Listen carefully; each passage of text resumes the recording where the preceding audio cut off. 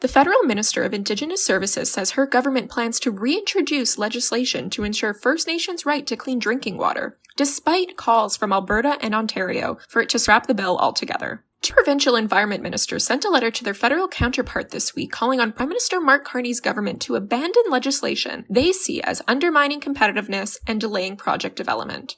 Alberta's Environment Minister Rebecca Schultz and her Ontario counterpart Todd McCarthy say they hope Ottawa will move away from policies and legislation they say undermines competitiveness, delays project development, and disproportionately harms specific provinces and territories. One of the bills they singled out is C-61, legislation introduced in the last parliament that sought to ensure First Nations have access to clean drinking water and can protect fresh source water on their territories. That bill faced a lengthy committee process but was not passed into law before Parliament was prorogued, despite the former Indigenous Services Minister and First Nations chiefs pushing for bipartisan support.